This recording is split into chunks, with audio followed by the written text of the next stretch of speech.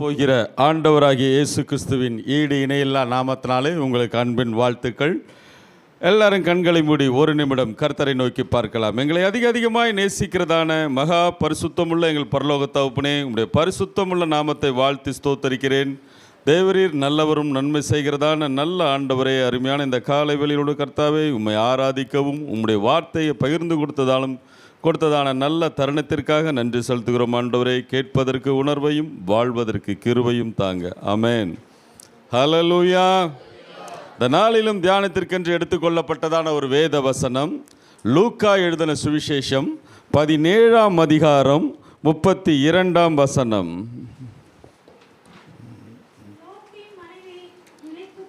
லோத்தின் மனைவியை நினைத்து கொள்ளுங்கள். ஆமென். ஹல்லேலூயா. வேதத்திலே அநேக வாக்குத்தத்த வசனங்கள் உண்டு, அநேக ஆசீர்வாதமான வசனங்களும் உண்டு. சில வேத வசனங்கள் மாத்திரமே அது எச்சரிக்கையாக கொடுக்கப்பட்டிருக்கிறது. ஆண்டவர் அங்கே லோத்தின் மனைவியை நினைத்து கொள்ளுங்கள் என்று சொன்னதுமே நாம் பசுமையான நினைவுகளை அல்ல. ஆமென். ஹல்லேலூயா. ஸ்வீட் மெமரிஸ்ன்னு சொல்லுவோம் இல்லையா? நம்முடைய நினைவுகள் எல்லாம் கடந்த நாட்கள் நடந்த நன்மையான காரியங்கள் எல்லாம் நமக்கு என்ன பண்ண முடியும்? நினச்சிக்கிட்டே இருப்போம். அப்படியாக ஆண்டவர் இங்கே சொல்லுகிறார், லோத்தின் மனைவியை நீங்கள் நினைத்து கொள்ளுங்கள் என்று சொல்லி ஒரு எச்சரிக்கையாக ஆண்டவர் சொல்லுகிறார். எச்சரிக்கைனா என்ன? போர்டு பார்த்துருக்கீங்களா? எச்சரிக்கை போர்டை எப்படி இருக்கும்? எச்சரிக்கை போர்டு ஒரு எலும்பு கூடு இருக்காது, ஒரு மண்டை ஓடு, 2 எக்ஸ் மாதிரி 2 எலும்பு இருக்கும். ஏன்? அபாயம், எச்சரிக்கை. ஆமென். ஹல்லேலூயா. தொட்டா என்ன ஆகிடுவான்? நம்மளும் எலும்பு கூட மாறிடுவீங்க, அதனால் இந்த பக்கம் வந்துடாதீங்க அப்படின்னு ஒரு எச்சரிக்கையாக கொடுக்கப்பட்டு இருக்கிறது. அப்படியாக வேதத்திலே இங்கே நமக்கு எச்சரிக்கையாகத்தான் ஆண்டவர் சொல்லுகிறார், லோத்தின் மனைவியை நீங்கள் நினைத்து கொள்ளுங்கள் என்று சொல்லி.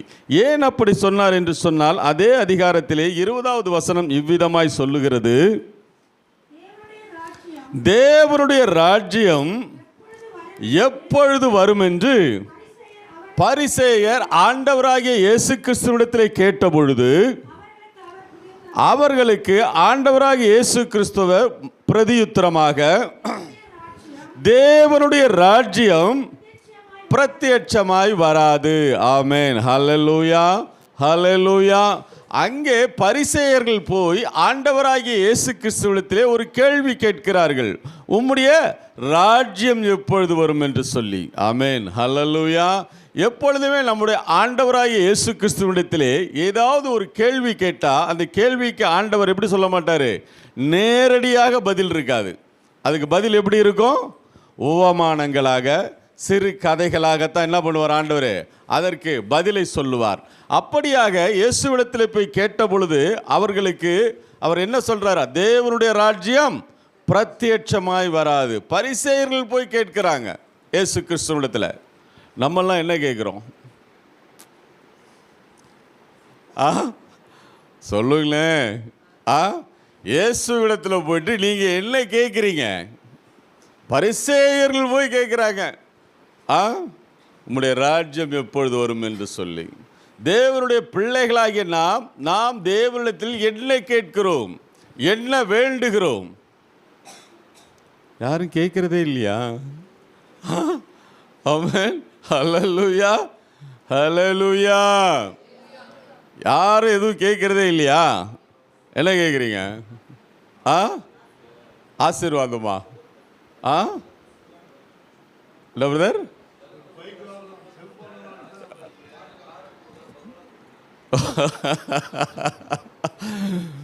ஒரு லிஸ்ட்.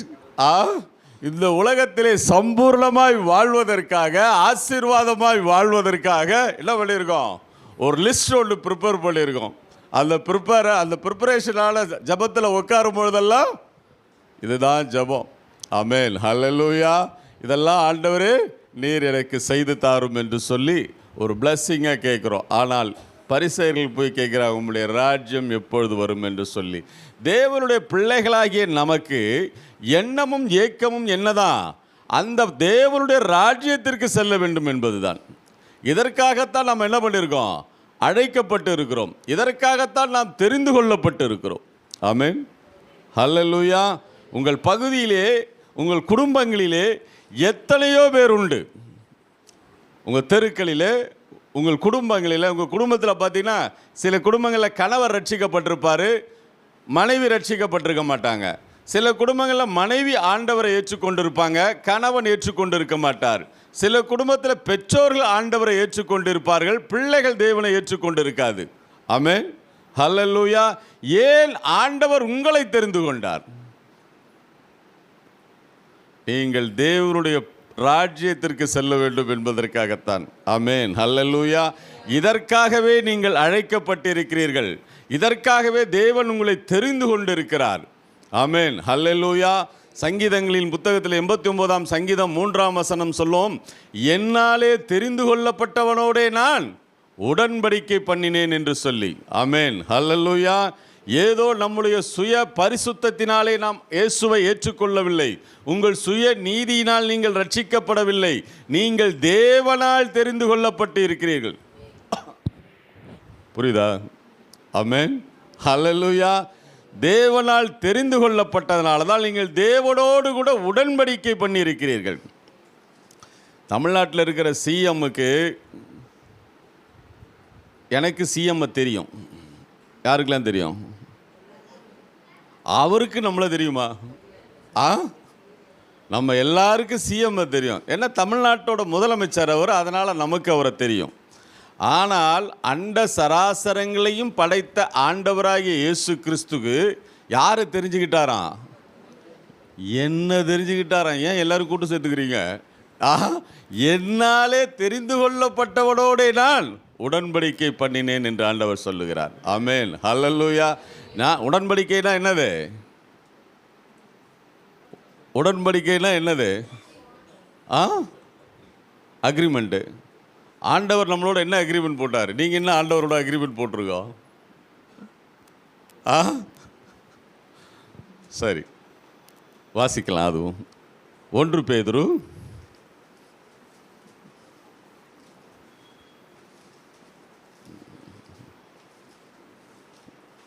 3ஆம் அதிகாரம் 20வது வசனம்.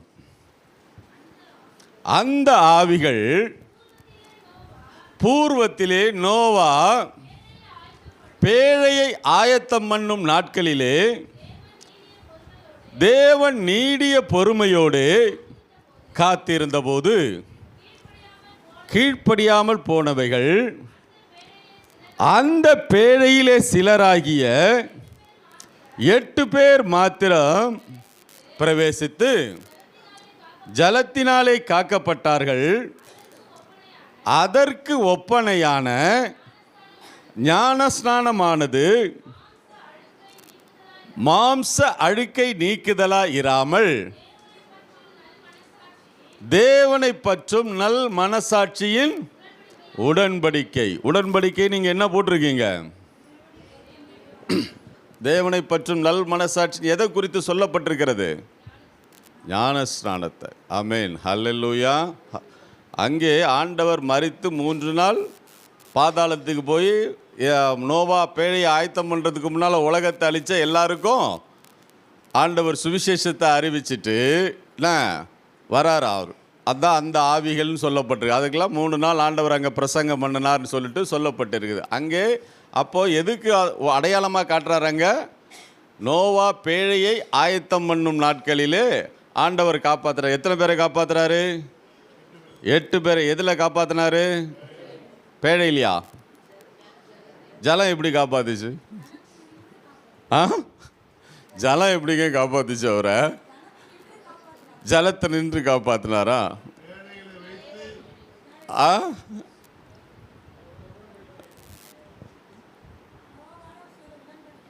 நோவாவோடு செய்த உடன்படிக்கை நிமிர்ந்து நோவாவை காப்பாத்தினாரா?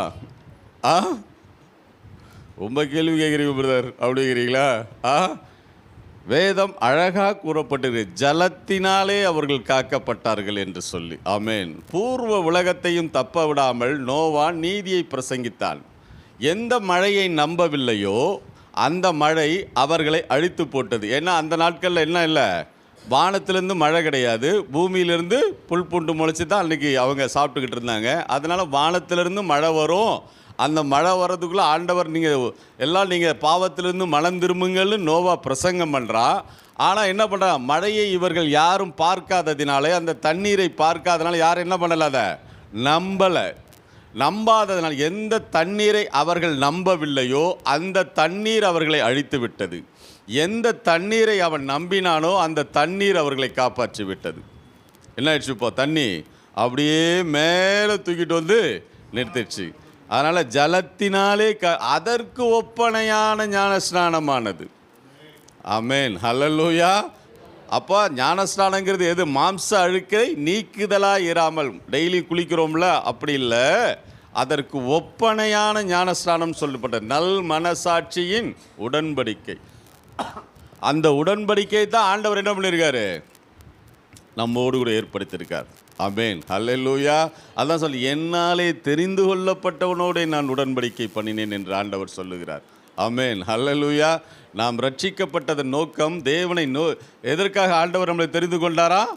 அவரோடு கூட அந்த தேவனுடைய ராஜ்யத்திலே நாம் பங்கடையும்படியாக ஆண்டவர் நம்மை தெரிந்து கொண்டிருக்கிறார். ஆமென், ஹல்லேலூயா. எவ்வளவு பெரிய பாக்கியம் இல்லையா? ஆமென், ஹல்லேலூயா. அந்த தேவனுடைய ராஜ்யத்திற்கு செல்ல வேண்டும் என்பதற்காக இதற்காகவே நீங்கள் அழைக்கப்பட்டிருக்கிறீர்கள், இதற்காகவே நீங்கள் தெரிந்து கொள்ளப்பட்டிருக்கிறீர்கள். ஆகவே அந்த தேவனுடைய ராஜ்யத்திற்கு போகக்கூடாதபடி ஆகிடக்கூடாது. ஆமென், ஹல்லேலூயா. ஏனெனில் பின்னோக்கி பார்க்கிற ஒரு அனுபவம் இருக்கக்கூடாது. லோத்தின் மனைவி நோக்கி பாருங்கள் என்று சொன்னார். தொடர்ந்து வாசித்தோம் என்று சொன்னால் ஆண்டவர் சொன்னார், அதில் அடையாளங்களாய் சொன்னார், நோவாவின் நாட்களில் நடந்தது போலவும் நடக்கும், லோத்தின் நாட்களில் நடந்தது போலவும் நடக்கும் என்று சொல்லுகிறார். நோவாவின் நாட்களிலும் லோத்தின் நாட்களிலும் அப்படி என்ன நடந்தது? ஜனங்கள் புசித்தார்கள், குடித்தார்கள், பெண் கொண்டார்கள், பெண் எடுத்தார்கள், நட்டார்கள், விற்றார்கள். என்ன ஆயிடுச்சு? அவர்களை வாரிக்கொண்டு போகும் வரை அப்படிதான் இருந்திருக்காங்க. ஆமென், ஹல்லேலூயா. இன்றைக்கு நம்முடைய நிலைமை எப்படி இருக்கிறது?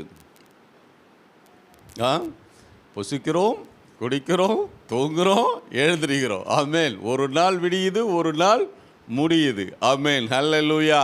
அப்படி என்றால் தேவன் இதோ வாசற்படியில் வந்து விட்டார். நாம் ஆயத்தமாய் இருக்க வேண்டும். ஆயத்தமாய் இருக்க வேண்டிய தேவனுடைய பிள்ளைகளுக்குத்தான் ஆண்டவர் எச்சரிக்கையாய் சொல்லுகிறார், லோத்தின் மனைவியை நீங்கள் நினைத்து கொள்ளுங்கள் என்று சொல்லி. ஆமென். ஏன் ஆண்டவர் அப்படி சொன்னார்? அதற்கான ஆதாரமாக ஒரு வேத வசனத்தையும் வாசிக்கலாம். ஆதியாகமம் 17ஆம் அதிகாரம் 19ஆம் அதிகாரம் 26ஆம் வசனம். ஏனெனில் லோத்தின் மனைவியை குறித்து மிகவும் அதிகமான இடத்திலே சொல்லப்படவில்லை. லோத்தின் மனைவிக்கு வேதத்திலே எங்கேயும் பெயர் கூட குறிப்பிடப்படவில்லை. வாசிங்க சிஸ்டர். லோத்தின் மனைவியோ பின்னிட்டு பார்த்து உப்பு தூணானாள். ஆமென், ஹல்லேலூயா, ஹல்லேலூயா. ஆண்டவர் அங்கே சொல்லுகிறார், லோத்தின் மனைவியை நீங்கள் நினைத்து கொள்ளுங்கள் என்று சொல்லி. ஆனால் லோத்தின் மனைவியின் காரியம் என்னவாய் கூறப்பட்டிருக்கிறது? லோத்தின் மனைவியோ பின்னிட்டு பார்த்து உப்பு தூணானாள். ஆமென், ஹல்லேலூயா. அவர்களுக்கு கொடுக்கப்பட்டதான காரியம் அதுதான். ஆமென், ஹல்லேலூயா. அப்படி என்றால் தேவனுடைய பிள்ளைகளாகிய நாம் பின்னிட்டு பார்க்கிற ஒரு அனுபவம் தேவனுடைய பிள்ளைகளுக்கு வரக்கூடாது. ஒரு காலத்திலே பாவத்திலே வாழ்ந்தோம், பாவத்திலே இருந்த நம்மை, சகல அக்கிரமங்களினாலும் பாவங்களினாலும் மரித்து போயிருந்த நம்மை தேவன் தம்முடைய சுய இரத்தத்தினாலே பாவங்களற கழுவி, பிதா குமாரன் பரிசுத்தாவின் நாமத்தினாலே ஞானஸ்நானம் பெற்று பரிசுத்தாவின் அபிஷேகத்தை பெற்ற தேவனுடைய பிள்ளைகள் மறுபடியும் விட்டு வந்த அந்த பழைய பாவங்களை பின்னோக்கி பார்க்கக்கூடாது. ஆமென், ஹல்லேலூயா, ஆமென். அதைத்தான் ஆண்டவர் அங்கே சொல்லுகிறார், லோத்தின் மனைவியை நீங்கள் நினைத்து கொள்ளுங்கள் என்று சொல்லி. லோத்தின் மனைவியின் காரியம் எவ்விதமாய் கூறப்பட்டிருக்கிறது? பின்னிட்டு பார்க்கிற ஒரு அனுபவம். ஆமென், ஹல்லேலூயா, ஹல்லேலூயா. ஏன்னா பாவத்தோடு நாம் வாழ்ந்தபோது நம்ம இந்த சமுதாயம் பார்த்த விதம் வேறு இல்லையா? நம்ம பாவத்தோடு இருந்தோம் இல்லையா ஒரு காலத்தில்? ஆமென், ஹல்லேலூயா. அப்போ நம்ம அந்த சமுதாயமோ நம்முடைய உறவினர்களோ நம்மளை பார்த்த விதம் வேறு. சிலரெல்லாம் சொல்லியிருப்பாங்க, அந்த பகுதியில் இருக்க மக்கள், இவன்லாம் உயிரோடு இருக்கணுமா அப்படின்லாம் கூட சொல்லியிருப்பாங்க. ஆனால் கர்த்தரை நேசித்த பிறகு, அவரை ரட்சிப்புக்குள் நாம் வந்ததுக்கப்புறம், தேவனை ஏற்றுக்கொண்ட பிறகு, நாம் இதே வேத புத்தகத்தை நெஞ்சிலே சுமந்து கொண்டு ஆலயத்துக்கு வருகிறதை பார்க்கிற உங்கள் உறவினர்கள், உங்கள் சமுதாயம், நீங்கள் இருக்கிறதால பகுதியில் இருக்கிற இப்போ எப்படி பார்ப்பாங்க உங்களை? ஒரு தேவ தூதனை போல, ஒரு பரிசுத்தனாய், ஒரு பரிசுத்த வாட்டியாய் உங்களை பார்ப்பாங்க இல்லையா? பார்க்கறது இல்லையா? ஆமென். உங்கள் பகுதியில் யாருக்கோ ஒருத்தருக்கு உடம்பு சரியில்லைங்க, யார்கிட்ட ஜெபம் பண்ண வருவாங்க? உங்கள்கிட்ட தான் வருவாங்களா? பிரதர் நீங்கள் ஜெபம் பண்ணுங்க, சிஸ்டர் நீங்கள் ஜெபம் பண்ணுங்க. ஏன்? ஆண்டவர் உங்கள் கூட இருக்கிறார். அதனால் நீங்கள் ஜெபம் பண்ணும்பொழுது என் பிள்ளைக்கு சுகமாகிவிடும், என் பிள்ளைக்கு திருமணமாகிவிடும், என் பிள்ளைக்கு குழந்தை கிடைக்கும். இப்படின்னு யாருக்கிட்ட வராங்க? முதல்ல உங்ககிட்ட தான் வருவாங்க. அதுக்கப்புறம் தான் நீங்கள் என்ன பண்ணுவீங்க?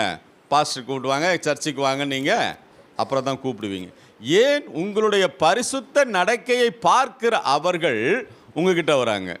நீங்கள் பரிசுத்தத்தை விட்டுவிட்டு பின்னோக்கி பார்க்கிற ஒரு அனுபவம் உங்களுடைய வாழ்க்கையில் இருக்கும் என்று சொன்னால் என்ன ஆயிடுவீங்க?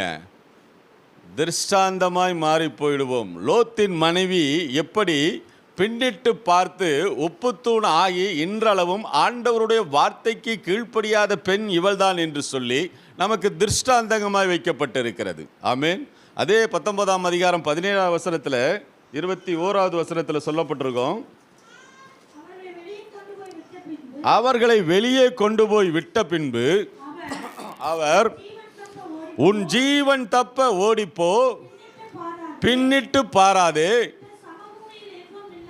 இந்த சம பூமியில் எங்கும் நில்லாதே, நீ அழியாதபடிக்கு மலைக்கு ஓடிப்போ என்றார். அங்கே தேவன் ஆண்டவராகிய இயேசு கிறிஸ்துவும் அவருடைய 2 தூதர்களும் அங்கே வந்து, அங்கே லோத்துவுக்கும் லோத்துவின் மனைவிக்கும் கொடுத்ததான பிரதான கட்டளையே என்னதான்? பின்னிட்டு பாராதே.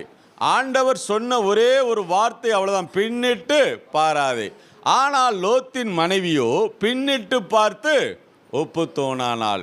ஆண்டவருடைய வார்த்தைக்கு கீழ்ப்படியாத பெண் இவள்தான் என்று சொல்லி இன்றளவும் உங்களுக்கும் எனக்கும் அது திருஷ்டாந்தங்கமாய் வைக்கப்பட்டிருக்கிறது. ஆமென். ஹல்லேலூயா, ஹல்லேலூயா. இன்னைக்கு இருக்கா? இருக்கா? லோத்தின் மனைவியின் சிலை இருக்கா இன்னும்? ஆமென், ஹல்லேலூயா. லோத்தின் மனைவியின் சிலை இதுதான் சொன்னால் நீங்களாம் எப்படி ப்ரூஃப் பண்ணுவீங்க? லோத்தின் மனைவியின் சிலை இருக்கு. இப்போ அந்த சிலையை வந்து இதுதான் லோத்தின் மனைவியின் சிலைன்னு ஒருத்தர் சொல்கிறாரு, நீங்கள் எப்படி ப்ரூஃப் பண்ணுவீங்க? ப்ரூஃபே பண்ண மாட்டீங்களா? உப்பு சகோதரி சொல்கிறாங்க, உப்புன்றாங்க, இப்படின்றாங்க. சொரட் நக்கி பார்ப்போம், டேஸ்ட். அப்புறம் நக்கி பார்க்குறோம். என்ன பெண்கள்லாம் சமையல் பண்ணும்போது அவங்களுக்கு தான் தெரியும் இந்த டேஸ்ட் பார்க்குறது. எப்படி டேஸ்ட் பண்ணுவாங்க? குழம்புல உப்பு இருக்கான்னுட்டு ஒரு சொட்டை எடுத்து இப்படி கரண்டியை அப்படி விட்டு அப்படின்னாங்களா மொத்த டேஸ்ட்டும் தெரிஞ்சிடும் சகோதரிகளுக்கு. ஆமென். அதே போல் என்ன பண்ணுவாங்க? டேஸ்ட் பண்ணால் லோத்தின் மனைவி நோக்கி, என்ன பிரதர் லக்கிப்பா, லோத்தின் மனைவி நம்ம நக்க முடியாது, அது தவறு அது. அப்புறம் அவ்வளோதான், டெஸ்ட் முடிஞ்சுதா? எல்லா சிலைகளும் இப்படி தான் இருக்கும், நேராக தான் இருக்கும். ஒன்று இப்படி இருக்கும், இல்லை இப்படி இருக்கும், இல்லை இப்படி இருக்கும், எல்லாம் இப்படி தான் இருக்கும். ஆனால் ஒரே ஒரு சிலை இந்த உலகத்தில் எப்படி இருக்கும்? திரும்பின மாதிரி இருக்கும். ஏன்? பின்னிட்டு பார்க்கிற அனுபவம் தேவனுடைய பிள்ளைகளுக்கு இருக்கக்கூடாது என்பதற்காக உங்களுக்கும் எனக்கும் திருஷ்டாந்தகமாய் வைக்கப்பட்டிருக்கிறது. ஆமென், ஹல்லேலூயா. ஏனெனில் நாய் தன் கக்கினதை, ஆமாம், அதனால தான் ஆண்டவர் பரலோகத்தில் நாய்களுக்கு இடமில்லைன்னாரு. நாய்னா 5 அறிவு படைத்த நாய் அல்ல, விட்டு வந்த அந்த பழைய பாவங்களை மறுபடியும் திரும்ப செய்கிற மனிதர்களைத்தான் ஆண்டவர் என்ன சொல்கிறாரு? நாயின்னு சொல்கிறார். அவர்களுக்கு பரலோகத்தில் இடமில்லைன்ட்டு. ஆனால் தேவனுடைய ராஜ்யத்திற்கு போக வேண்டும் என்பது தான் எல்லாருடைய கனவும். ஆமென், ஹல்லேலூயா. எல்லாருக்கும் அதான ஆசை, தேவனுடைய ராஜ்யத்திற்கு போகணுன்னுட்டு. ஆனால் ஏன் போக முடியல? வாசிக்கலாம் அதுவும் ஒரு வசனத்தை. 1 கொரிந்தியர் 6ஆம் அதிகாரம் 9ஆம் வசனம்.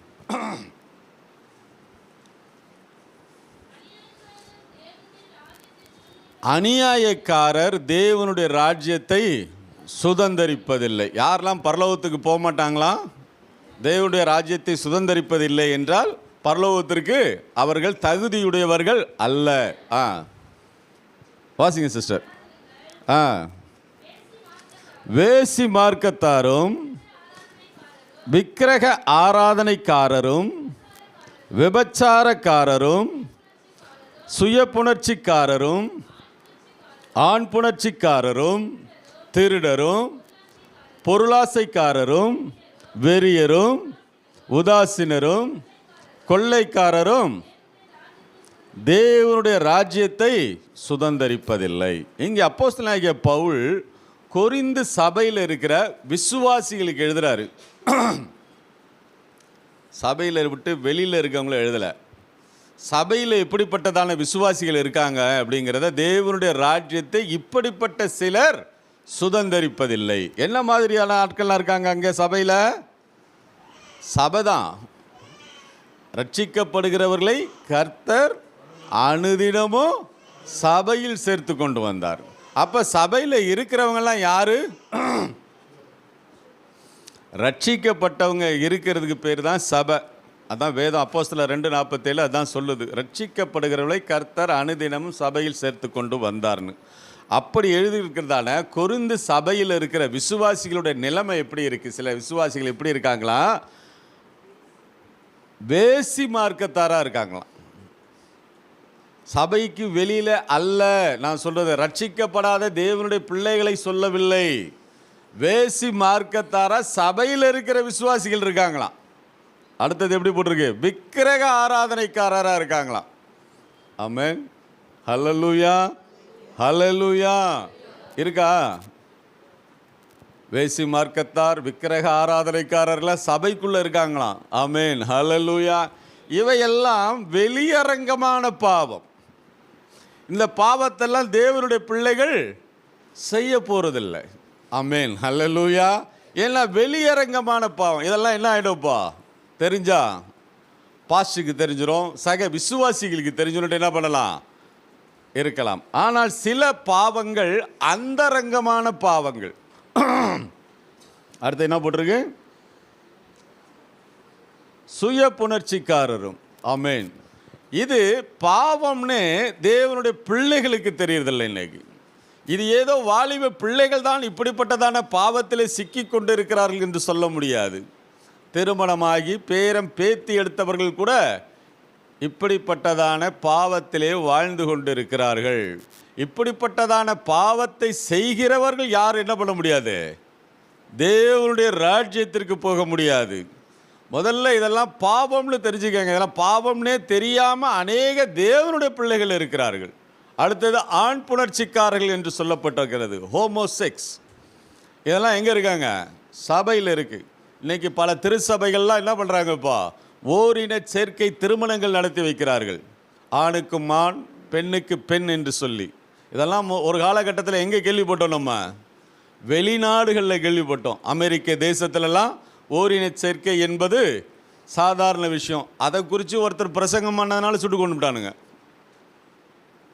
கேள்விப்பட்டீங்களா? லாஸ்ட் ஒரு 3 to 4 months இருக்கும்னு நினைக்கிறேன். அமெரிக்க தேசத்தில் ஓரின சேர்க்கை பாவம் என்பதை அவர் பறைசாற்றினதால் அவரை சுட்டு கொண்டுட்டானுங்க. ஆமென், ஹல்லேலூயா. ஆனால் அநேக திருச்சபைகள் திருமணத்தை நடத்தி வைக்கின்றன.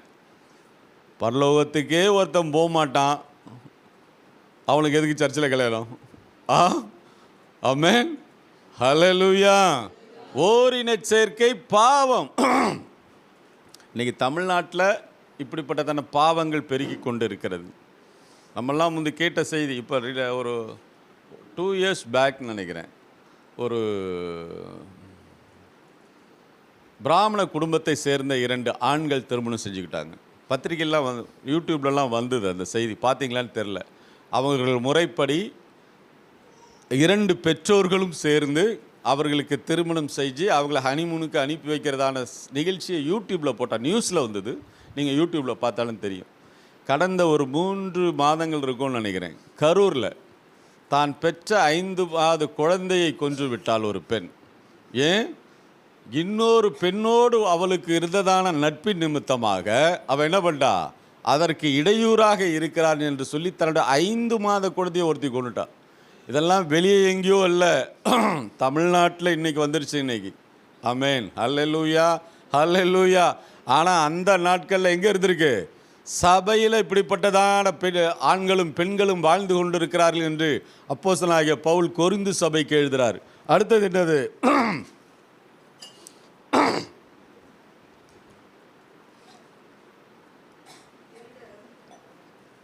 திருடரும்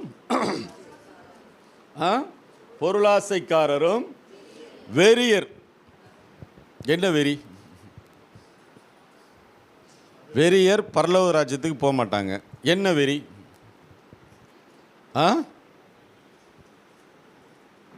என்ன வெறி?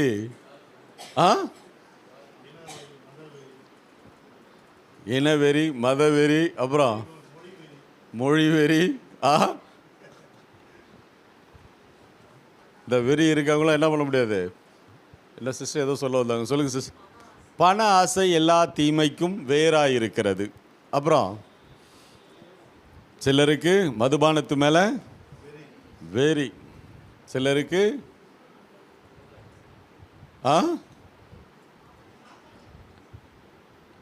எங்கே இருக்காங்க இவங்கெல்லாம்? சபையில் இருக்காங்களாம் வெறி. சிலருக்கு இப்போ லேட்டஸ்ட் வெறி என்ன தெரியுமா? இப்போ இப்போ லேட்டஸ்ட்டாக ஒரு வெறி இருக்குது தேவனுடைய பிள்ளைகளுக்கு. என்ன வெறி? மொபைலா? மொபைலை வந்து வெறின்னு நம்ம சொல்ல முடியாது. அதை அதை யாரும் வந்து யூட்டிலைஸ் பண்ணுறது, அதை எடுத்துக்கிறத பொறுத்து இருக்குது. டம்ளர் பிரதர் தண்ணி வச்சுருக்காரு. டம்ளர் நல்லதா கெட்டதா? இந்த டம்ளரில் நான் எதை குடிக்க போகிறேங்கிறது தான் முக்கியம். பிரதர் எனக்கு தண்ணி கொடுத்துருக்காரு, நான் தண்ணியை குடிக்க போகிறேன். இதே டம்ளரில் வேறு என்னத்தையும் ஊற்றி குடிக்கலாம். மதுபானத்தையும் ஊற்றி குடிக்கலாம். கரெக்டா? நீங்கள் டம்ளரை எதுக்கு யூஸ் பண்ணுறீங்கிறத பொறுத்து தான் இருக்குது. டம்ளர் கெட்டதில்லை, புரிஞ்சுக்க நல்லங்க. டம்ளர் கெட்டதில்லை, டம்ளரை நீங்கள் எப்படி யூஸ் பண்ண போகிறீங்கிறதா இருக்குது. கரெக்டாக? அதனால் மொபைல் தவறு நான் சொல்ல மாட்டேன். நான் அதில் நீங்கள் எப்படி பயன்படுத்துகிறீர்கள் என்பது தான். உங்கள் பரிசுத்தத்திற்கு அது வளர்ச்சி அடையுதா, அது வளர்ச்சி குன்று ஆக்குதாங்கிறத நீங்கள் தான் முடிவு பண்ணணும்.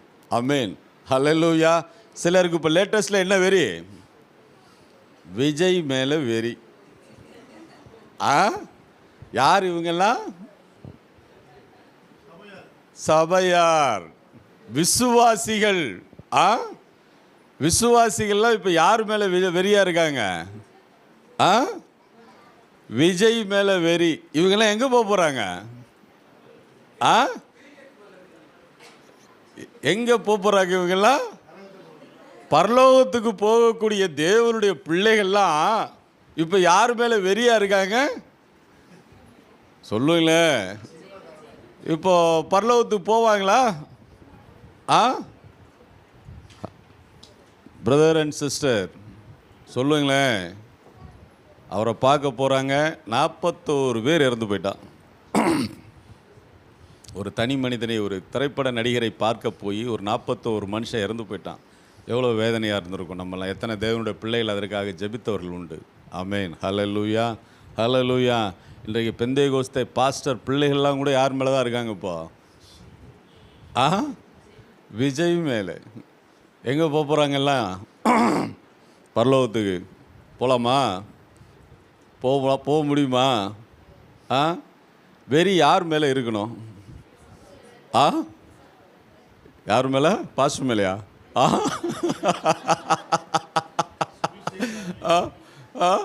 இந்த நாய் இருக்குல்ல, நாய், வெறி பிடிச்ச நாய் என்ன பண்ணோம்? எதையாவது பிடிச்சி கடிச்சிக்கிட்டே கிடக்கணும். அந்த மாதிரி நமக்கெல்லாம் சுவிசேஷ வெறி இருக்கணும். பார்க்குறவனெல்லாம் பிடிச்சி கடிச்சிக்கிட்டே இருக்கணும். ஆமென். வெறி பிடிச்ச நாய் என்ன பண்ணோம்? எதையாவது பிடிச்சி கடிச்சிக்கிட்டே தான் இருக்கும். ஒன்றுமே கிடைக்கலாம், அது வாழை பிடிச்சாது கடிச்சிக்கிட்டு இருக்கோம். அதனால் என்ன பண்ணுறோம், நமக்கு அந்த வெறி தான் இருக்கணுமே தவிர இந்த வெறிலாம் இருக்கக்கூடாது. இந்த வெறிலாம் இருந்தால் எங்கே போக முடியாது. ஏங்க நீங்கள் இத்தனை நாள் தேவனை ஏற்றுக்கொண்டு சபைக்கு வந்து ஊழியம் செய்து எல்லாம் எதுக்கு? பரலோகத்துக்கு ஒரு மனுஷன் போக மாட்டான்னு சொன்னால் அவன் ஆண்டவரை ஏற்றுக்கொண்டு இருக்க வேலையே இல்லையே. பைபிள் படிக்கணும்னு அவசியமே இல்லையே. வசனத்தின்படி வாழணுங்கிற அவசியமே இல்லையே. பைபிளை தூர வச்சுட்டு வாழ்ந்துட வேண்டியது தானே. சபைக்கு எதுக்கு வரணும்? நீங்கள் பரிசுத்தமாகணும், பரலோகத்துக்கு போகணும். அதுக்கு தான் சபைக்கு வரணும். ஆமென். அதுக்கு தானே சபை நடத்துருவாங்க இங்கே. ஹல்லேலூயா. நீங்கள் பரலோகத்துக்கே வரமாட்டீங்கன்னா சபை நடத்த வேண்டிய அவசியமே இல்லையே. நீங்கள் சபைக்கு வர வேண்டிய வேலையே இல்லையே. இங்கேயும் வருவேன், அங்கேயும் போகணும், ஆனால் என்ன பண்ண முடியாது, வாழ முடியாது. ஆமென். ஹல்லேலூயா. இப்படிப்பட்டதான வெறியெல்லாம் இருந்ததுன்னா தேவனுடைய ராஜ்யத்திற்கு போக முடியாது. ஆனால் எல்லாருக்கும் ஆசை தான் பரலோகத்துக்கு நான் போகணுன்னுட்டு. பாஸ்டர் ஞானஸ்நானம் கொடுக்கும்போதே ஒரு நிமிஷம் அப்படியே உள்ளே அமுக்கிட்டாருன்னு வச்சுக்கோங்க, ஸ்ட்ரைட்டாக பரலோகம் தான். ஆனால் என்ன பண்ண முடியாது, செய்ய முடியாது. ஏன்னா அதுக்கப்புறம் வாழ்கிற வாழ்க்கை இருக்குது பார்த்தீங்களா, அதுதான் முக்கியம். ஏன்னா பழசு நமக்கு தேவையே இல்லை. தேவன் அதை காணாதவர் போல இருந்துட்டார், அதை நம்ம செஞ்ச பாவங்களை. ஆமென். ஹல்லேலூயா. என்றைக்கு அதை அறிக்கையிட்டு நீங்கள் விட்டு விட்டீர்களோ மறுபடியும் என்ன பண்ணிடக்கூடாது, பின்னோக்கி பார்க்கக்கூடாது. லோத்தின் மனைவி செய்த பிரதான தவறு என்னதான், பின்னோக்கி பார்த்து இன்றைக்கு உங்களுக்கும் எனக்கும் திருஷ்டாந்தகமாய் வைக்கப்பட்டிருக்கிறார்கள். ஆமென். ஹல்லேலூயா. ஹல்லேலூயா. ஆகவே பின்னோக்கி பார்க்கிற ஒரு அனுபவம் தேவனுடைய பிள்ளைகளுடைய வாழ்க்கையில் இருக்கக்கூடாது. விட்டு வந்த பழைய பாவங்களை மறுபடியும் பின்னோக்கி பார்க்கக்கூடாது. ஏன் அவர்கள் அப்படி நடந்தது, என்ன சம்பவம் நடந்தது? அந்த பகுதியிலே ஓரின சேர்க்கை, லோத்து வாழ்ந்த அந்த நாட்களிலே ஓரின சேர்க்கையின் பாவம் அதிகமாகிவிட்டது. ஆகவே தேவன் அந்த பட்டணத்தை அழிக்கும்படியாய் விரும்பினார். ஆகவே தான் அழிக்கப் போகிறதை நீதிமானாகிய ஆபிரகாமுக்கு அதை என்ன பண்ணுறாரு, சொல்கிறாரு. இயேசுவும் அவரோடு கூட 2 தூதர்களை வந்து என்ன பண்ணுறாரு, ஆண்டவர் தான் செய்ய போகிறதை ஆபிரகாமுக்கு மறைப்பேனோ என்று சொல்லி லோத்து வாழ்ந்த அந்த பட்டணத்தை அழிக்கும், சோதோம் குமரா அந்த பட்டணத்தை அழிக்கும்படியாக யாருக்கு சொல்ல வர்றாரு, ஆண்டவர் ஆபிரகாம்கிட்ட சொல்ல வர்றாரு. அப்போ ஆண்டவர் ஆபிரகாம் கேட்குறான். ஆபிரகாமுக்கு என்ன பயம், அங்கே யார் இருக்கா, தன் சகோதரன் எனப்பட்ட லோத்து இருக்காங்க. ஏன்னா ஆண்டவர் ஆபிரகாமை பூமி தாங்கக்கூடாத அளவுக்கு எந்த ஆசீர்வச்சிருந்தாரோ அதே ஆசீர்வாதம் யாருக்கும் இருந்தது, லோத்துவுக்கும் இருந்தது. என்றைக்கு ஆண்டவர் அவரை 75 வயதிலே அவர் கிளம்பி வரும்போது அவனோடு கூட கிளம்பி வந்தவன் தான் யார், இந்த லோத்து. ஆகவே அந்த பட்டணத்திலே அவன் அழிஞ்சிடக்கூடாதுன்னு இவன் என்ன பண்ணுறான், ஆண்டவரிடத்தில் போராடுறான். ஆண்டவரே, துன்மார்க்கரோடு நீர் நீதிமானையும் அழிப்பீரோ என்று கேட்கிறான்.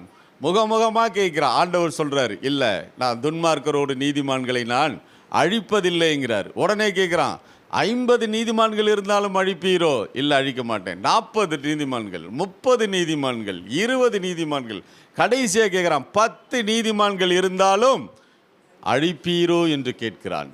ஆமென். ஹல்லேலூயா. ஆண்டவர் சொல்லுகிறார், 10 நீதிமான்கள் இருந்தாலும் நான் அந்த பட்டணத்தை அழிக்க மாட்டேன் என்று சொல்லுகிறார்.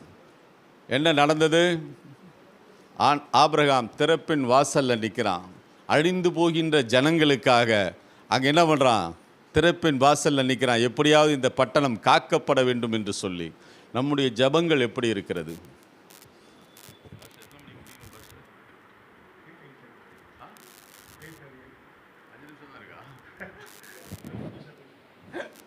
ஹல்லேலூயா. திறப்பின் வாசல்ல நிற்கிறாங்க. ஜபம் தேவனுடைய சமூகத்தில் என்ன பண்ணணும், ஜபிக்கிறவர்களாய் காணப்படும். திறப்பின் இந்த பட்டணம் காக்கப்பட வேண்டும் என்று சொல்லி திறப்பின் வாசலில் நிற்கிறான். எத்தனை பேர் ஜெபம் பண்ணுறோம்? அழிந்து போகின்ற ஆத்துமாக்களுக்காக பண்ணுறோமா? ஜபம்னு சபையில் வச்சா எத்தனை பேர் வருவீங்கன்னு எனக்கு தெரியாது. அதனால் கை தூக்குங்கள்லாம் சொல்ல மாட்டேன் நான். ஆமென். ஹல்லேலூயா. பல பெரிய திருச்சபைகளிலே என்ன பண்ணுறதில்ல, ஜபம்னு சொன்னால் 500 பேர் வர்ற சபையிலேயே 10% கூட 50 பேர், அதுக்கும் கம்மியாக தான் வருவாங்க. 5% 7% தான். எதுக்கு வருவாங்க? ஜபம்னா. தேவனுடைய பிள்ளைகளுடைய வாழ்க்கையில் நகமும் சதையுமாய் இணைந்திருக்க வேண்டிய ஒரு விஷயம் எதுன்னு கேட்டீங்கன்னா ஜெபம். ஆமென், ஹல்லேலூயா. ஆனால் இன்றைக்கி ஜெபம் இன்றைக்கு மிகவும் குறைந்து விட்டது. குடும்பங்களிலே ஜெபம் இல்லை, தனிப்பட்ட ஜெபம் இல்லை. ஆமென். இன்றைக்கி ஜெபம்லாம் எவ்வளோ நேரம் பண்ணுறோம்? ஒரு தனி ஜெபம் எவ்வளவு நேரம் நடக்குது? எவ்வளோ நேரம் பண்ணுவீங்க? 1 மணி நேரமா? தேவ சமூகத்தில் சொல்கிறீங்க, கரெக்டாக சொல்லுங்கள். 1 மணி நேரம். சிஸ்டர் மட்டும் 1 hour ப்ரேயர் பண்ணுறாங்களா? வாலிப தம்பிங்களாண்ட தான் கேட்கணும் எவ்வளோ நேரம் ஜெபம் பண்ணுறீங்கன்ட்டு. இன்றைக்கு ஜெபங்கள் எல்லாம் 2 நிமிடம் 1 நிமிடம் தான். ஆமென், ஹல்லேலூயா, ஹல்லேலூயா. குடும்ப ஜெபம் இன்றைக்கு அநேகருடைய வீடுகளிலே இல்லை. இருக்கா? தனிப்பட்ட ஜெபம். ஏன்னா எப்போவுமே பெற்றோர்கள் பிள்ளைகளை பார்த்து சொல்லுவாங்க, நீ ஜெபம் பண்ணு, நீ பைபிள் படி அப்படின்ட்டுவாங்க. உங்களை பார்த்து வளருகிற பிள்ளைகள், நீங்கள் உங்களை பார்த்து தான் அதுங்க வளரணும். பெற்றோர்கள் நேராக பிள்ளையை பண்ணி பைபிள் படி, நீ ஜெபம் பண்ணிட்டு, நான் பைபிள் படிக்காமல் நான் ஜெபம் பண்ணாமல் அதை சொன்னால் அது என்ன ஆகிடும்? அது கேட்காது. முதல்ல நீ பைபிள் படிமா, நீ ஜெபம் பண்ணுவான்னுவான். கரெக்டா? ஆமென், ஹல்லேலூயா. ஏன்னா வசனம் உங்களுக்கு தெரிஞ்சால் தான் பிள்ளைகளுக்கு நீங்கள் சொல்லிக் கொடுக்க முடியும்.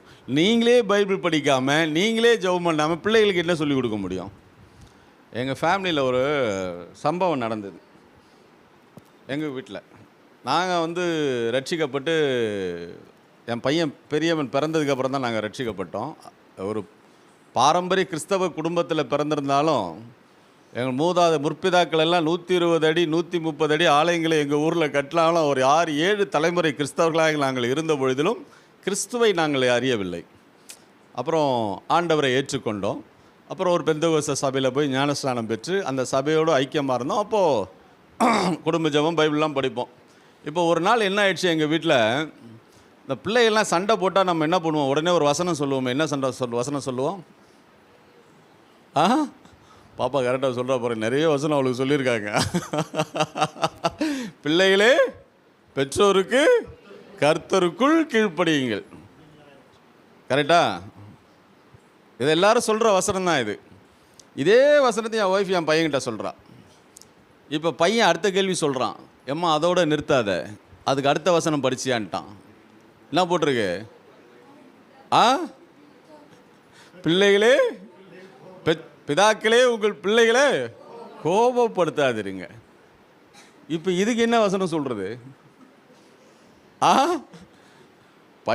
அம்மா பையனுக்கு சொல்லிட்டா, பையன் திரும்ப அதுக்கு ஒரு வசனத்தை சொல்கிறான். இப்போ அம்மா என்ன வசனம் சொல்லணும்? இப்போ நீங்கள் என்ன வசனம் சொல்லுவீங்க? இதே போல தான் என் மனைவியும் அமைதியாயிட்டா. கேட்டான்ல ஒரு வசனம், பிதாக்களே உங்கள் பிள்ளை. அவர் இந்த சபையில் மெசேஜ் கொடுத்துட்டும் போயிட்டார். இம்மானுவேல்னு சொல்லிட்டு என் பையன் வந்திருப்பாங்க. கேட்டவன் பாஸ்டர் ஆகிட்டான், இப்போது ஊழியக்காரன் ஆகிட்டான். புரியுதுங்களா? என்ன ஆயிடுச்சு? இப்போ என் மனைவி நைட்டு நான் வீட்டுக்கு வரேன், என் மனைவிக்கு சொல்கிறாங்க, ஏங்க இந்த மாதிரி சம்பவம் நடந்து போச்சு. சரி, அதுக்கு நீ என்ன வசனம் சொன்ன? என்ன வசனம் சொல்கிறதுனே தெரில. அப்போ உன்னை விட அவன் பைபிள் நல்லா படிக்கிறான். கரெக்டா? பிள்ளையின் நெஞ்சில் மதியினோ ஒட்டி இருக்கும், தண்டனையின் பிரம்பு தான் அதை அகற்றும். அதை சொன்னால் என்ன ஆகிட்டு இருக்கோம்? கொம்பெடுத்தா தடி எடுத்தா சாத்தா ஓடுவானோ இல்லையோ, பசங்க ஓடுவானுங்க. ஆமென், ஹல்லேலூயா. அப்படியே உங்கள் வாழ்க்கையில் நீங்கள் தனிப்பட்ட ஜெபம் அவசியம். தனிப்பட்ட முறையில் நீங்கள் வேதம் வாசிப்பது மிகவும் அவசியம். இன்றைக்கு அது மிகவும் குறைந்து விட்டது. ஆமென். ஆனால் கர்த்தருடைய ஆசீர்வாதம் என் வீட்டிற்கு வர வேண்டும் என்று நாம் நினைக்கிறோம். ஹல்லேலூயா, ஹல்லேலூயா. நேரம் ரொம்ப ஃபாஸ்ட்டாக போயிட்டே இருக்குது. சரி, சீக்கிரத்தில் ஒரு 5 minutesல முடிச்சிடலாம். அங்கே சம்பவம் நடக்கிறது. அங்கே லோத்து பட்டணத்தை ஆண்டவர் அழிக்க விரும்புகிறார். ஆனால் ஏன் ஆண்டவர் அங்கே ஏன் இல்லை? அங்கே 10 நீதிமான்கள் கூட இல்லை. ஆமென், ஹல்லேலூயா. ஆபிரகாம் ஏன் 10ஓடு நிறுத்தியிருக்கலாம் என்று ஜஸ்ட் ஒரு திங்கிங் தான் இது. ஏனெனில் ஆபிரகாமோடு கிளம்பி வந்தவன் தான் இந்த லோத்து. ஆபிரகாம் தேவனுக்கென்று உடன்படிக்கை தன்னோட வேலைக்காரர்கள் 312 பேருக்கும் விருத்த சேதனம் பண்ணி தேவனோடு உடன்படிக்கை பண்ணினதை பார்த்து வளர்ந்தவன் தான் இந்த லோத்து. ஆபிரகாம் வரும்பொழுது ஆண்டவருக்கென்று அவன் பலிபீடங்களை கட்டினதை பார்த்து வளர்ந்தவன் தான் இந்த லோத்து. ஆபிரகாம் தேவனுக்கென்று தசம பாகத்தை கொடுத்ததை பார்த்து வளர்ந்தவன் தான் இந்த லோத்து.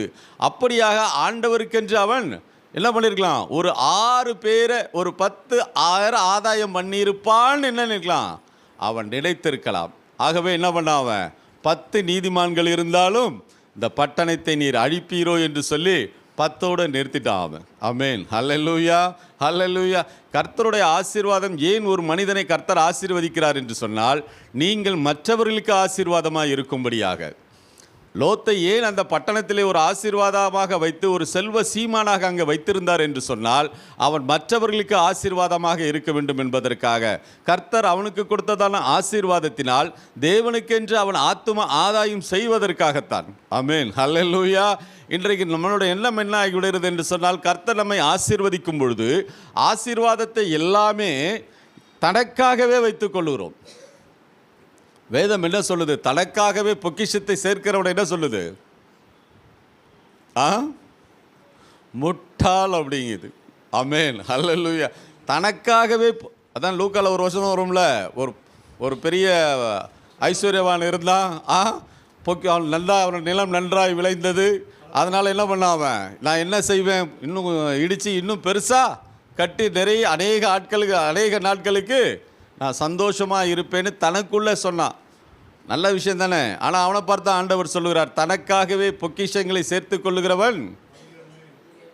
ஆமாம், ஆமென், ஹல்லேலூயா. கர்த்தருக்காக நாம் பொக்கிஷங்களை சேர்க்க வேண்டும். ஆமென். உங்கள் பொக்கிஷம் எங்கே இருக்கிறதோ அங்கே உங்கள் இருதயம் இருக்கும். உங்கள் பொக்கிஷம் எங்கே இருக்குது, நமக்கு அங்கே தான் இருக்குது. அப்போ அங்கே ஆத்தும ஆதாயம். நம்ம வெறுங்கையா பரலோகத்துக்கு போக முடியாது. ஆமென், ஹல்லேலூயா. லோத்து தனக்காக மாத்திர கர்த்தர் தனக்கு தந்த ஆசீர்வாதத்தை தனக்காகவே வைத்து கொண்டானே தவிர மற்றவர்களுக்கு ஆசீர்வாதத்திற்கான எந்த காரியத்தையும் அவன் செய்யலாமே.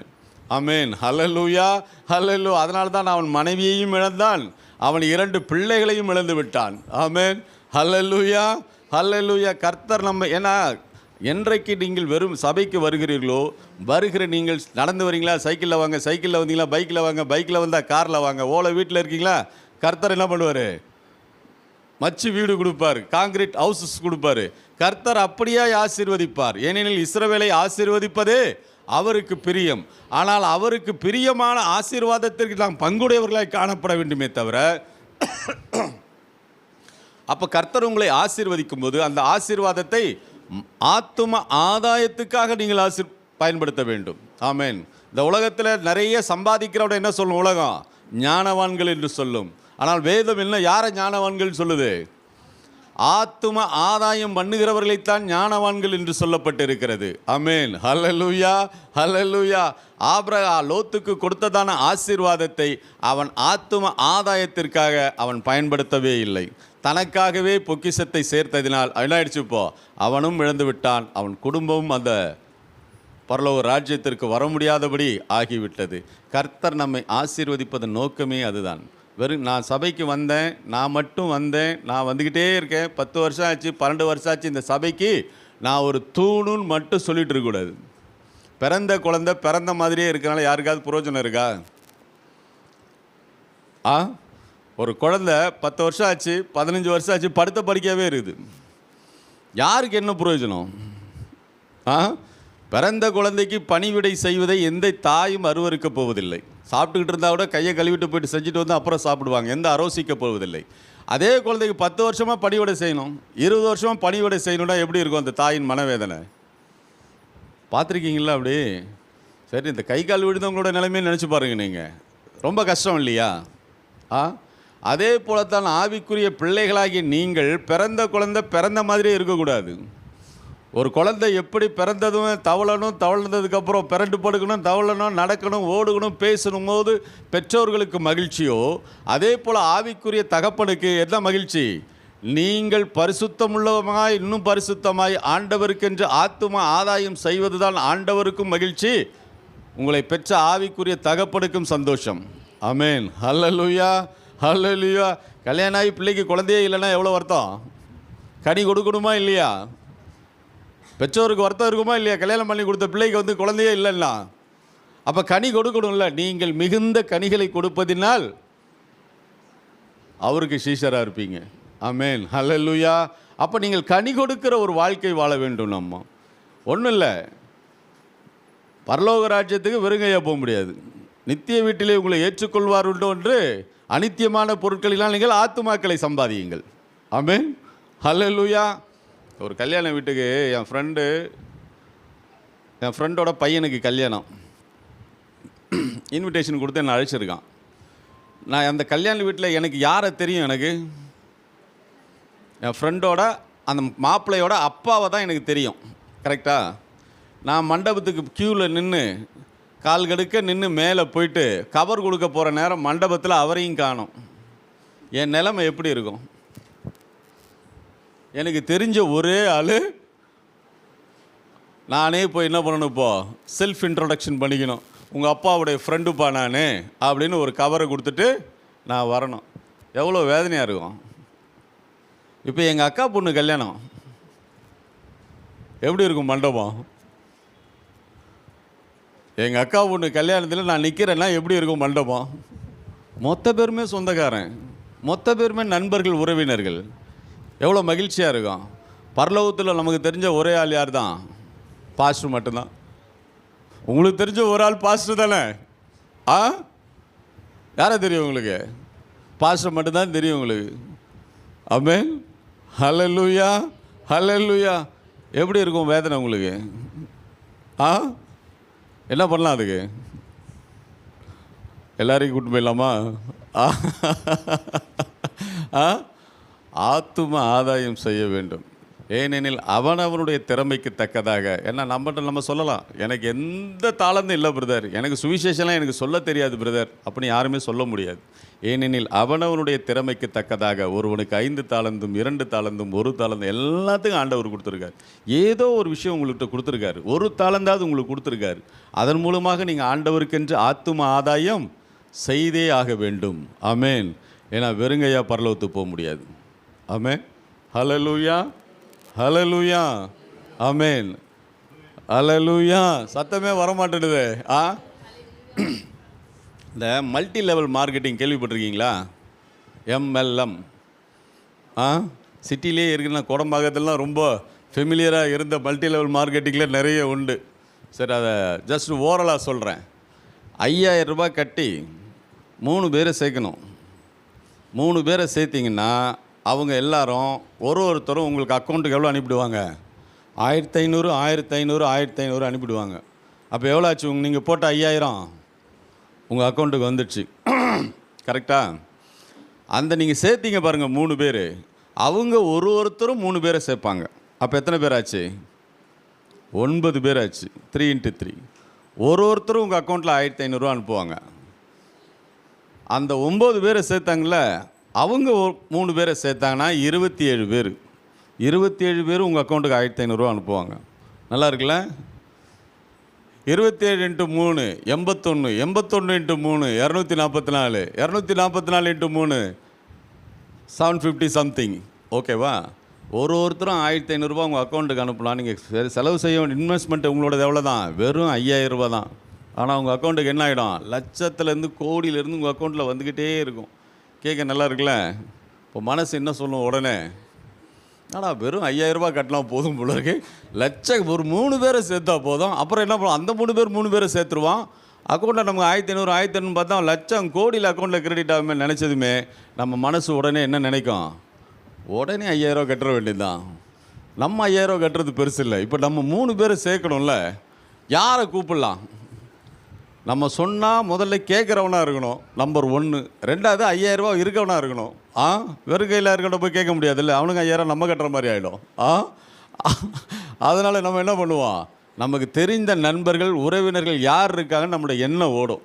ஆமென், ஹல்லேலூயா. ஆனால் நம்ம என்ன நினைக்கிறோம்? இன்றைக்கி ஒரு 5000 ரூபா நம்ம அக்கௌண்ட்டில் வருதுன்னா, லட்சக்கணக்கில் வருதுன்னா நம்மளுடைய நினைவுகள் எல்லாமே போயிடுது. ஆனால் நம்மை கூட இருக்கிற நண்பர்கள், உறவினர்கள்லாம் எங்கே வரணும்? பரலோகத்துக்கு வரணும். அப்போ அவர்களெல்லாம் எங்கே கூட்டின்னு வரலாம்? நீங்கள் சர்ச்சுக்கு கூப்பிட்டு வரலாம் நீங்கள். ஆமென், ஹல்லேலூயா.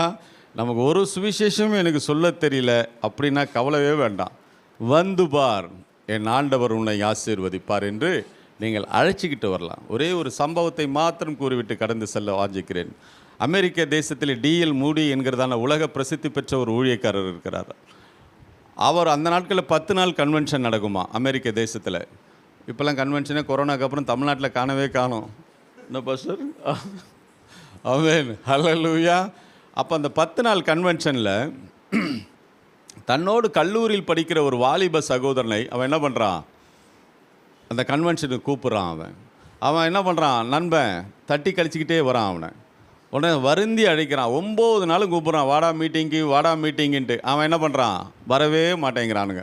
கடைசி நாள் மீட்டிங், இன்றைக்கி தான் 10வது நாள் மீட்டிங், கன்வென்ஷனோட கடைசி நாள்.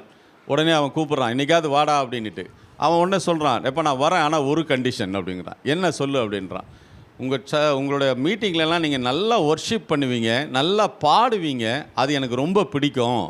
அதனால் அதுவரை இருந்துட்டு நான் வந்துடுவேன்றான். சரி வா அப்படின்னு சொல்லிட்டு என்ன பண்ணுறான், அவன் நண்பனை பரவாயில்ல வந்துருன்னு சொல்லிட்டு அவனை கூப்பிட்றான். மீட்டிங் நடக்குது, ஒர்ஷிப் முடியுது. ஒர்ஷிப் முடிஞ்சதுமே என்ன பண்ணுறான், அவன் ஃப்ரண்ட்டில் வந்து உட்காந்துட்டாங்க. இப்போது ஒர்ஷிப் முடிஞ்சதுமே நண்பனை கூப்பிட்றான், நான் கிளம்புறேன். இருடா இன்னும் ஒரு மணி நேரம் தான். இல்லை நான் கிளம்புறேன் அப்படின்னு சொன்னதுமே அந்த ஸ்டேடியம் ஃபுல் ஆகிடுச்சு.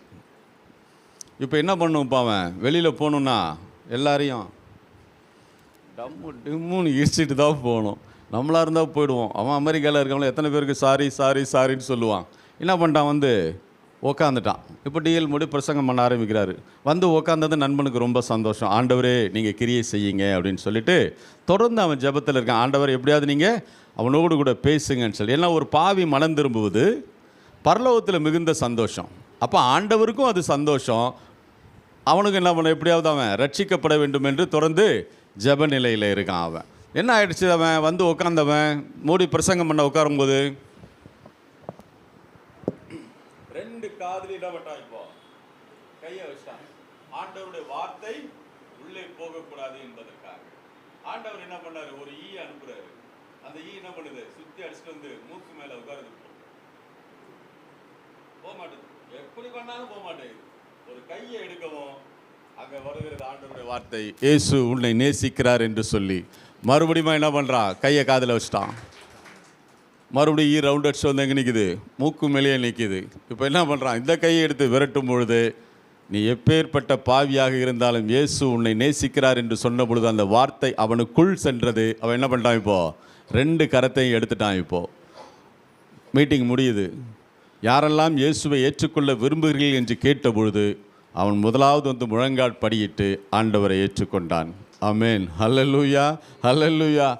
வாலிபன் பெரியவனானா, பிஸ்னஸ்மேனாய் கர்த்தர் அவனை அபரிதமாய் ஆசீர்வதித்தார். பல பைபிள் காலேஜஸை வச்சு பல ஆயிரம் பாஸ்டர்ஸை உருவாக்கிட்டான். இதற்கெல்லாம் யார் காரணம், ஒரு ஃப்ரெண்டு. என்ன பண்ணான், அவன் செஞ்ச வேலை என்ன தான், வாப்பா நம்மளால் நீங்கள் சுவிசேஷம் உங்களுக்கு சொல்ல முடியலையா, கவலையே படாதீங்க, சபைக்கு வான்னு கூப்பிடுங்க. மாதத்துக்கு ஒருத்தரை கூப்பிட்டு வந்தீங்கன்னா எத்தனை பேர் ஆச்சு, 12 பேர் ஆயிடுச்சு. உங்களுக்கு ஒரு எம்எல்எம்ல ஒருத்தர் 5000 ரூபா கட்டலாம், இத்தனை ஆயிரம் வருதுன்னும் போது நம்ம நினைவுகள் எங்கெங்கோ போகுது. ஆமென், ஹல்லேலூயா. என்னோடு கூட சக ஊழியன், சக நண்பன், எல்லாரும் என்ன பண்ணுறாங்க, இப்போ அநேகர் ஆண்டவரை ஏற்றுக்கொள்ள முடியாமல் இருக்காங்க. அவங்களெல்லாம் என்ன பண்ணலாம், சபைக்கு வாப்பானாவது கூப்பிடலாம். சுவிசேஷம் சொல்ல முடியலையா, பரவாயில்ல சர்ச்சுக்கு வா. ஏன் கூப்பிட முடியல, நான் பரிசுத்தமாய் வாழாமல் ஒருவனை ஆலயத்துக்கு வா என்று என்னால் அழைக்க முடியாது. ஆமென். நான் பரிசுத்தமாய் வாழ்ந்தாதான் அவன் நான் கூப்பிட்டா வருவான். ஆமென், ஹல்லேலூயா. பவுல் கடைசியாக பின்னானவைகளை மறந்து முன்னானவைகளை நாடி தேவன் அழைத்த பரம அழைப்பின் பந்தய பொருளுக்காக இலக்கை நோக்கி ஓடலாம். அப்போ தான் நிறைய பரிசு கிடைக்கும். ஆமென், ஹல்லேலூயா. எல்லாரும் கண்களை நோக்கி ஆண்டவரை பார்க்கலாம்.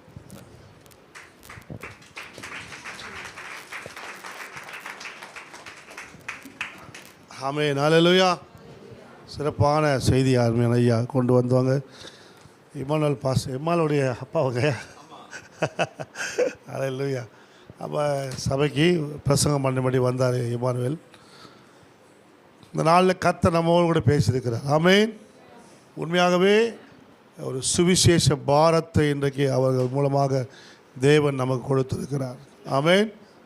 எல்லாரும் பாஸ்டர் சுவிசேஷம் பாரம், அவரும் சுவிசேஷம் பாரம், எனக்கும் சுவிசேஷம் பாரம். ஆமென். உங்களுக்கு தான் இப்போ என்னன்னு தெரியல. ஹல்லேலூயா. ஆமென். ஆபிரகாமுக்கு என்ன சொன்ன? ஆபிரகாம் என்ன சொன்ன? இந்த வார்த்தை கேட்கும்போது பாருங்கள், ஆபிரகாமுக்கு என்னன்னா ஒரு 10 பேரையாவது லோத்து ஆயத்தப்படுத்தி வைத்திருக்க மாட்டானா? ஆமென். உங்களை குறித்து நீங்கள் யோசித்து பாருங்கள். எத்தனை பேர் ஆயத்தப்படுத்தி வச்சுருக்கிறீங்க? எத்தனை பேருக்கு சொல்லியிருக்கிறீங்க? எங்கள் வீட்டாண்ட வந்து ஒருத்தன் மைக்கு போட்டு சவுண்டு போட்டு கத்துறான் காலையில். முடக்கத்தான் மூலிகை தைலங்க. என்ன தைலம்? அதை வந்து நீங்கள் வாங்க வேணாங்க, தேய்ச்சி பாருங்கள், தடவி பாருங்கள், உடனே வலி போனால் வாங்குங்க, இல்லைன்னா வாங்காதீங்க. ஒரு தைலத்துக்கு 10 ரூபா. எவ்வளோப்பா தைலம்? அது 10 ரூபா 20 ரூபா தைலம் தைலம். அந்த தைலத்துக்கு அவன் அவ்வளோ நேரம் மைக்கை போட்டு சொல்லி விற்றுட்டு போகிறான். ஏன்னா அந்த தைலத்தை பற்றி அவனுக்கு தெரியுது. நான் சொல்கிறது உங்களுக்கு புரியுதா? தைலத்தை பற்றி அவனுக்கு தெரியுது. இந்த தைலத்தை தடவுனா வலி போகணும் அவனுக்கு தெரியுது. அதில் அவன் தான் ரெடி பண்ணியிருக்கான். அதை நம்ம என்ன பண்ணுறோம்? தெரியல நமக்கு. ஏன் தெரியல? சத்தியத்தை உள்வாங்குறதே கிடையாது, சத்தியத்தை கேட்குறதே கிடையாது. இப்போ சத்தியத்தை கேட்டோமா அப்படியே போட்டு போய்டுறது. ஆனால் அதை அப்ளை பண்ணி பாருங்கள், செயல்படுத்தி பாருங்கள். ஆமென். கர்த்தருடைய வார்த்தையை செயல்படுத்தி பாருங்கள். வசனத்தை ஒவ்வொரு நாளும் செயல்படுத்தி பாருங்கள். உங்களுக்கும் கிரியை செய்யும், மற்றவங்களுக்கும் கிரியை செய்யும். எத்தனை பேர் இன்னைக்கு வசனம் இல்லாமல் மரித்து கொண்டிருக்கிறார்கள், வார்த்தை இல்லாமல் மரித்து கொண்டிருக்கிறார்கள், ஜீவன் பெறாமல் நித்திய ஜீவனை அடையாமல் நரகத்துக்கு நேராய் போய் கொண்டிருக்கிறார்கள். முக்கியமாக உங்கள் சொந்தக்காரங்க, உங்கள் ரத்த சம்பந்தப்பட்டவங்க, உங்கள் கூடவே இருக்கிறவங்க, நண்பர்கள். எத்தனை பேர் யோசிச்சு பாருங்கள், நரகத்துக்கு நேராக போய் கொண்டிருக்கிறாங்க. வர கிறிஸ்மஸ் அன்னைக்கு நம்ம எத்தனை பேர் ஞானஸ்நானம் கொடுக்க போகிறோம்?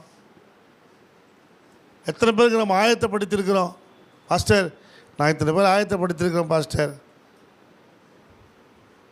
கிறிஸ்மஸ் அன்னைக்கு அவங்களுக்கு நீங்கள் ஞானஸ்நானம் கொடுக்கணும் பாஸ்டர். எத்தனை பேர் சொல்ல போகிறீங்க? ஆண்டவர் கேட்பார். லோத்தின் மனைவியை நினைத்து பார். சோதோம் கோமராவுக்கு நடந்தது நம்ம தேசத்துக்கு நடக்காதா? எவ்வளோ நாள் இருக்குது, எவ்வளோ நேரம் இருக்குது? கண்களை மூடுவோமா? ஆமென்.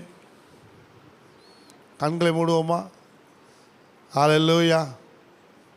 நம்ம திருக்க பாஸ்டர் ஆபிரகாம் ஜெபம் பண்ணுவோம். ஹல்லேலூயா. Glory. Thank you, Lord. எழுந்து நிற்போமா? எழுந்து நின்று நம்ம ஜெபம் பண்ணுவோம். Thank you, Lord. நம்ம மத்தியிலே பரிசுத்தாவியார் பேசி கொண்டிருந்தார். எல்லா கரங்களை உயர்த்தி, ஆண்டவரே, நான் வார்த்தைக்கு என்னை அர்ப்பணிக்கிறேன். உம்முடைய வார்த்தை என் வாழ்க்கையிலே கிரியை செய்ய என் இருதயத்தை திறந்து கொடுக்கிறேன். உம்முடைய வார்த்தை எனக்குள்ளே கிரியை செய்யட்டும் என்று சொல்லுங்கள். என்னை அர்ப்பணிக்கிறேன் என்று சொல்லுங்கள். என்னை பயன்படுத்தும் ஆண்டவரே என்று சொல்லுங்கள். நீங்கள் அனுமதிக்காமல் உங்கள் வாழ்க்கையில் ஒன்றுமே நடக்காது. நீங்கள் அனுமதித்தால்தான் தேவனுடைய வார்த்தை உங்கள் வாழ்க்கையில் கிரியை செய்யும். அது வெளியரங்கமான மாற்றத்தை கொண்டு வரும். அன்புள்ள ஆண்டவரே, இந்த நாளுக்காக நன்றி, கேட்டமுடைய வார்த்தைக்காக நன்றி. ஆண்டவர் லோத்தின் மனைவியை கர்த்தர் இந்த நாட்களிலே எங்களுக்கு பூமியிலே நீங்கள் அடையாளமாக வைத்திருப்பதற்காக உமக்கு நன்றி.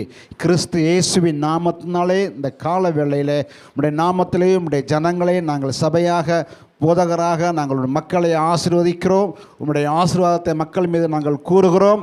விசேஷமாக இன்று கேட்ட சத்தியத்தின்படி உம்முடைய மக்களாகிய நாங்கள் உம்முடைய சுவிசேஷத்தை சொல்ல, உம்முடைய அன்பை ஆண்டவரை பகிர்ந்து கொள்ள, ஒவ்வொருவருக்கும் தேவையான கிருபையையும் ஞானத்தையும் புத்தியையும் பலத்தையும் வல்லமையும் அபிஷேகத்தையும் ஆவியானவர் தர வேண்டும் என்று நான் கேட்கிறேன். அதற்கு மேலாக எங்களுடைய வாழ்க்கை இந்த சமுதாயத்தில் ஒரு சாட்சியுள்ள வாழ்க்கை வாழ்வதற்கு ஆவியானவர் கிருபை செய்வீராக.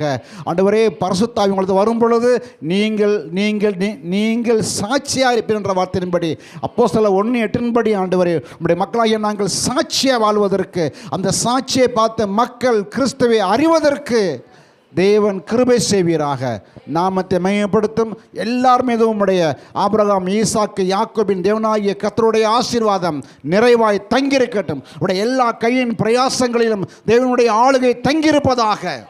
விசேஷமாக பேசணும் நம்முடைய அடியான் மீது தொடர்ந்து உம்முடைய கிருபை, உம்முடைய ஆளுகை தங்கியிருப்பதாக. நாமத்தை மையப்படுத்தும் தொடர்ந்து நம்முடைய ஊழியக்காரன் மீதும் அவருடைய குடும்பத்தின் மீதும் கரம் இருக்கட்டும். எல்லா துதிக்கான உமக்கு செலுத்துகிறோம். மாறாத இன்ப இயேசுவின் நாமத்திலே கேட்கிற நல்ல பிதாவே.